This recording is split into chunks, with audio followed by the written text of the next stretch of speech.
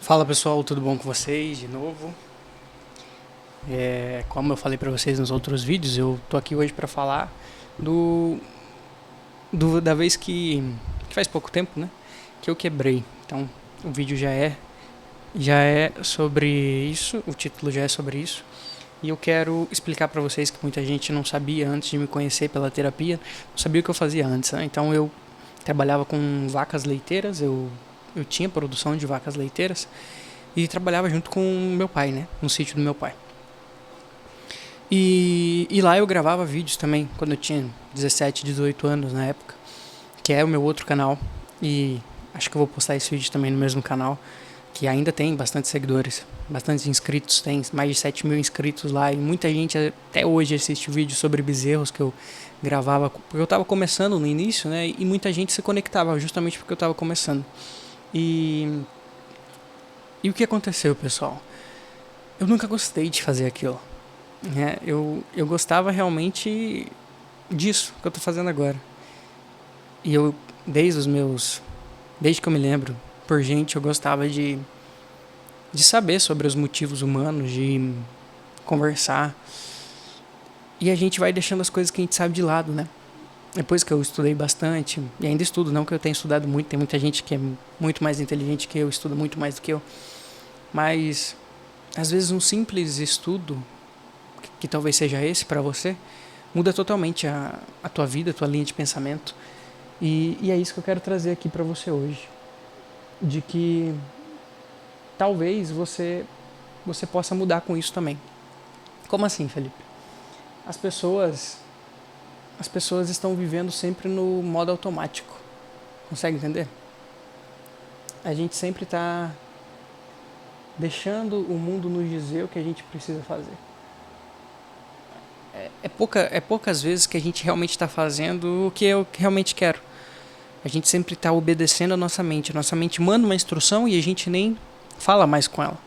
Isso foi ensinado aos poucos por nós. Né? E isso que muita gente fala de teoria da conspiração é o que a gente está vivendo, né? O que o mundo quer que a gente viva. Será que realmente eu estou vivendo o que eu quero? Ou eu tô realmente se eu tô reativo com as coisas, se eu reajo somente às coisas, é porque eu estou vivendo o que o mundo quer que eu viva. Entende? Não, meu pai, minha mãe não tem nada a ver com isso. É, eles não têm muita parcela de culpa porque na verdade eu sou fraco. Eu era fraco. E ainda sou.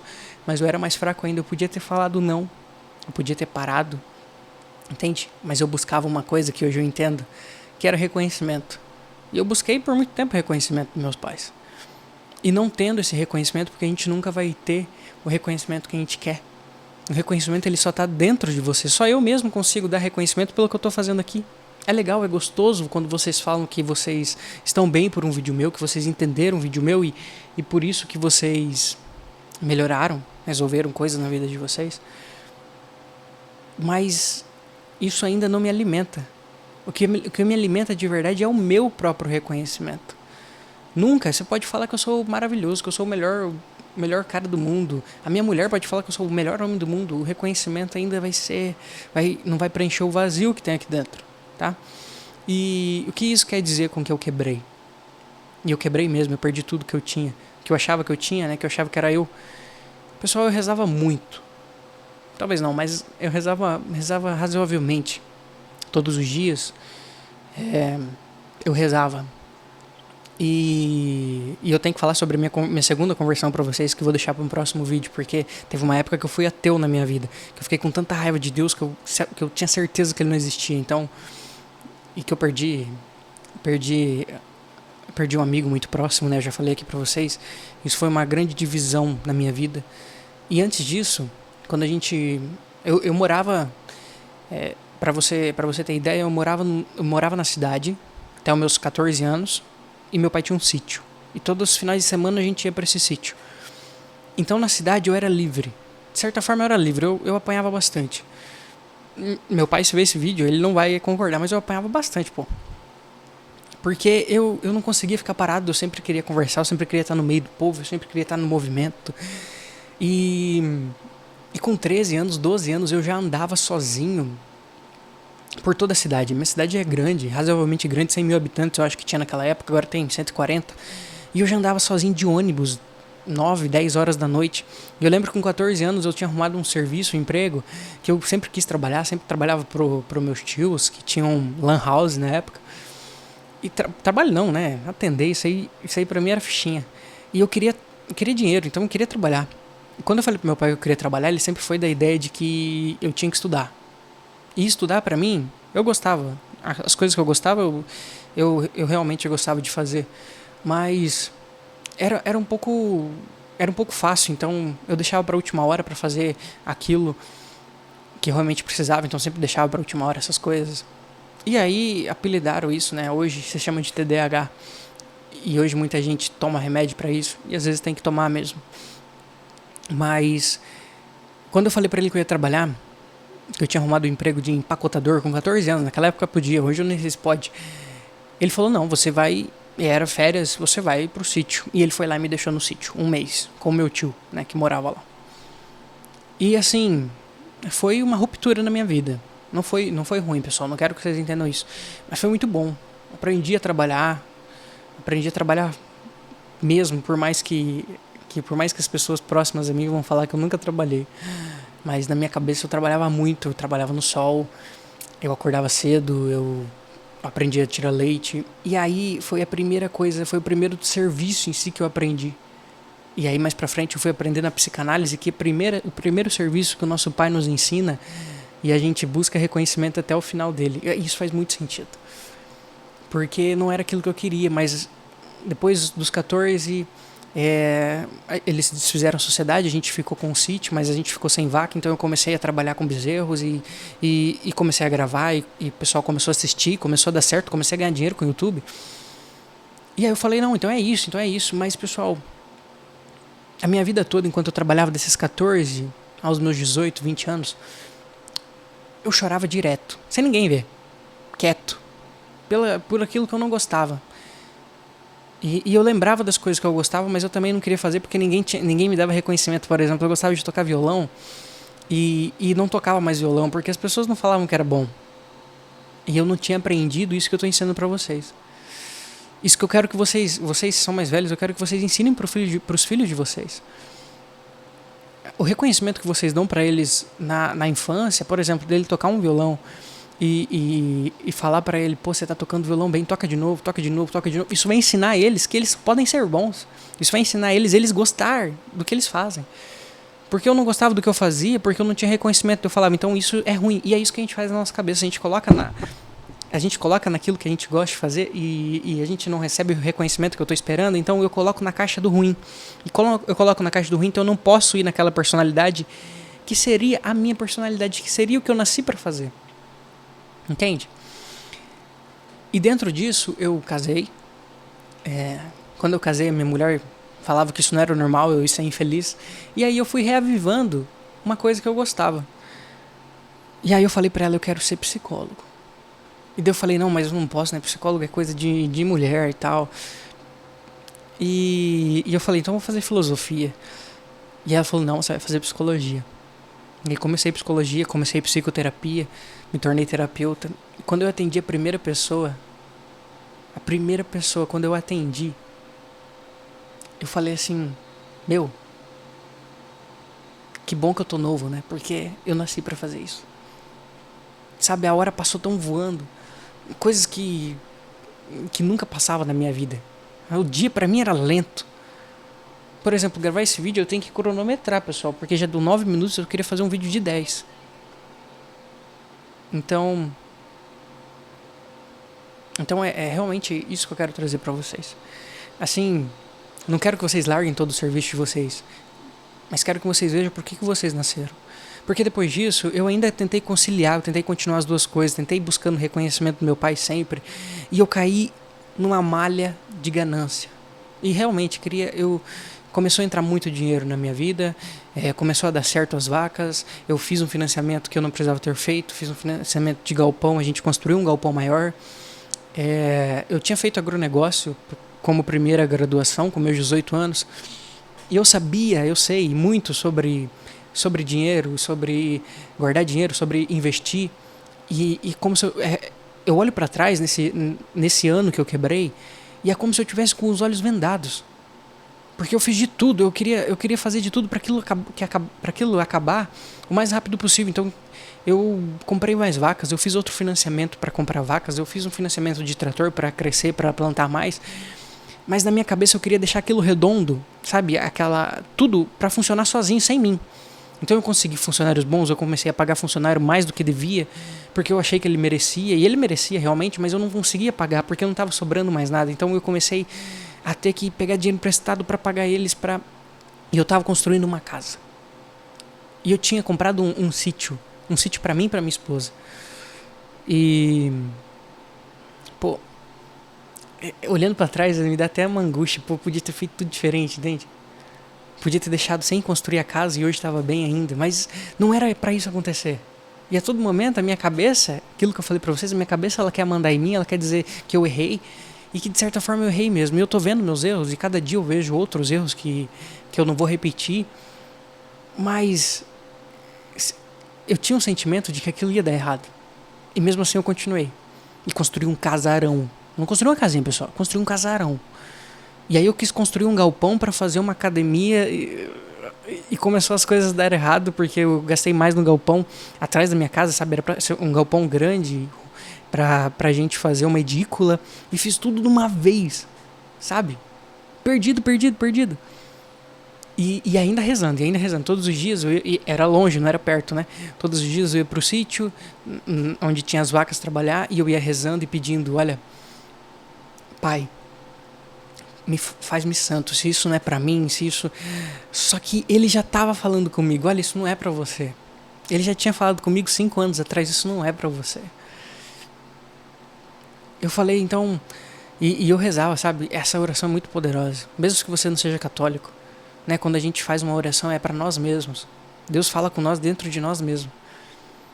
E eu sabia, eu sentia que não era aquilo. E mesmo assim eu continuei. E eu lembro que dentro dessa casa um dia eu falei para Deus, se isso aqui estiver te tirando de mim o que eu sou, então tire tudo de mim. E aí veio e eu no meio disso pegando dinheiro emprestado e querendo quitar todas as contas e não conseguindo dar conta de fazer minha casa e não conseguindo dar conta de tudo, de todas as coisas. Eu tinha comprado um carro bom, tinha comprado outro carro bom, a gente tinha 2 carros, eu tinha feito um casarão e ainda estava em construção, não tinha terminado. E daí veio um rapaz, um colega meu, e falou, olha, eu tenho uma carta de crédito muito boa. Essa carta de crédito tá dando tanto de juros por mês, e tava dando 0,5% ao mês. Eu falei, nossa, é muito bom. O cara veio conversar comigo, o vendedor da carta, e eu tava tão cheio, minha filha tinha nascido, eu não tava tendo tempo para ela, minha mulher tava esgotada dentro de casa. E eu não fazendo o que eu queria estar fazendo, eu tinha atendido já tinha atendido a primeira vez. Isso foi no ano passado, tá, pessoal? E eu olhei pra tudo aquilo e nem olhei pro cara. O cara me vendeu e eu falei, não, tudo bem, vou comprar. E era 100 mil reais a carta e ia devolver pra mim 330 mil. Ia quitar minhas dívidas. Quitar de certa forma, né? Eu teria que continuar ainda tirando leite, teria que continuar fazendo a roda girar pra eu sobreviver. Mas ia quitar boa parte do que eu tava devendo. E daí a gente acertou, eu paguei 60 mil e passei mais 40 mil em cheque. E aí chegou o dia de cobrar esse cheque, ele falou que já ia estar na minha conta o dinheiro. E o dinheiro não entrava. E ele, não, vai dar certo. E todo dia ele falando que vai dar certo. Até que eu mandei mensagem para um advogado, amigo meu. E ele falou, Felipe, eu tô com 4 ações contra esse cara aqui. Pode vir pra cá que é golpe. Aquilo foi pra mim assim... Pô, eu sabia. E ao mesmo tempo eu fiz. Pô, eu poderia ter feito diferente. E aí começou tudo na minha cabeça. Como que eu vou pagar as contas? As contas já tinham chegado porque eu tinha falado pra todo mundo que ia cair esse dinheiro e ia pagar todo mundo. E todo mundo me cobrando, ninguém nem aí pro que eu tinha passado. Eu falando, olha, tá aqui as cláusulas, a gente caiu num golpe. E aí eu já me veio na cabeça, nessa primeira semana do golpe que a gente descobriu, me veio na cabeça, a gente não vai ter como sobreviver, a gente vai ter que vender nessa casa. Vai ter que vender o sítio pra pagar boa parte, ou tudo. Eu queria pagar tudo, mas daí, como que você chegar pra tua mulher, que desenhou a casa, e falar pra ela isso? E eu fiquei 1 mês nisso, postergando a venda. Parei tudo, parei todas as construções, sem dinheiro, sem dar onde entrar, porque daí os cheques sujaram o meu nome, eu não conseguia fazer mais nada, não conseguia fazer mais financiamento, nada disso. E aí tudo foi batendo na porta, aí eu comecei a ficar desesperado, parei de dormir, parei de comer. Até que eu cheguei pra minha mulher e falei, acho que a gente vai ter que vender a nossa casa. E ela falou assim pra mim, tudo bem, mas eu quero que se a gente vender, a gente pare com tudo. Porque eu não aguento viver sozinha. Porque eu saía cedo e chegava tarde. Eu não tava vendo a minha filha crescer, ela já tinha mais de 6 meses. E aí eu falei, não, então vamos estruturar pra gente parar com tudo, vender tudo. E aí eu consegui vender a casa, demorou, a gente fez negociação, eu queria mais do que eu tava recebendo e não consegui vender para outro, tive que vender no que ele queria. E não pagou todas as contas, então eu tive que passar minhas vacas pro meu pai. E assim, passar para ele algo, e aquilo que eu tinha estudado na psicanálise. Quando a gente tem uma dívida emocional com uma pessoa, a gente vai tentar fazer uma dívida para aquela pessoa pagar a dívida. Consegue entender? E aí eu tive que ter uma das conversas mais difíceis da minha vida com meu pai. Enfim, pessoal. Eu vendi de certa forma as vacas pro meu pai, fiquei sem nada, fiquei ainda com algumas dívidas e tive que buscar outra forma de... E tô buscando, né, hoje, outra forma de vida. Então, só que hoje eu vivo mesmo sem dinheiro. Eu vivo leve. Sabe, um peso foi tirado do meu peito. Eu atendia tanta gente que falava que tava com esse peso sobre o peito e eu também tava. E foi daí que eu comecei a entender tudo. Foi daí que eu comecei a explicar de forma melhor ainda, do jeito que eu tô fazendo aqui. Eu espero que seja da melhor forma, eu ainda tô aprendendo cada dia mais, né? Mas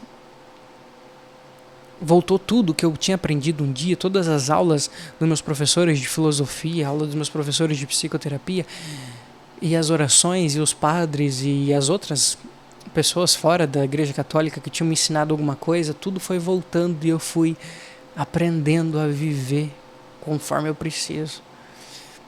E entender que a vida do outro eu não consigo mudar também, porque eu fazia muito isso nas terapias, eu tentava mudar muito a vida de vocês e que não é a minha. Não é o que eu preciso fazer. Eu preciso te dar meios, e isso eu tenho que ser muito bom em te dar meios para isso, mas você realmente precisa ver o que eu tô vendo e ver da sua forma. E daí a gente quebrou, a gente perdeu tudo. E eu comecei a ter, de certa forma, uma mania de perseguição na minha cidade. Aonde eu ia, eu pensava que as pessoas estavam me olhando porque eu tinha perdido tudo. E não tinha ninguém me olhando. Então, foi isso que aconteceu. Eu quebrei. Eu tinha um patrimônio de mais de R$1,5 milhão com 25 anos. E perdi tudo. Só que agora eu não quero reconstruir tudo do mesmo jeito. Eu vou reconstruir tudo de novo. Porque Deus está em mim. Deus conversa comigo todos os dias. Quando eu vejo Ele, eu tenho coragem de viver de novo. Porque eu não preciso pensar no depois daqui. Eu tô vivendo aqui agora pra vocês. Eu não tenho um script mais. Porque o script quem me dá é Deus. Entende? É isso que eu quero fazer que vocês vivam. Então, se você chegou por esse vídeo, deixa um comentário aqui embaixo, me mande uma mensagem, tem um WhatsApp meu aqui, o meu contato, eu vou responder e vou te dar uma terapia gratuita, uma sessão de terapia gratuita. Se você estiver passando pela mesma coisa, não pense em tirar a sua própria vida, não pense em fazer nenhuma cagada. Fale comigo antes, que eu tenho alguma bagagem para te ajudar. Né? Hoje isso me dá muita bagagem, tudo que aconteceu comigo me dá muita bagagem. Ficar em dívidas, uma dívida grande, alta, me dá muita bagagem para saber que tudo passa, tudo é temporário. Mas você tá apegado às coisas que você não quer soltar, né? A tua vida antiga. Eu tava muito apegado à minha vida antiga, aos bens materiais, e isso é a ganância. O desapego é a melhor coisa que existe. Beleza? Fiquem com Deus, até uma próxima. Deixa uma curtida, se inscreva no canal e tchau.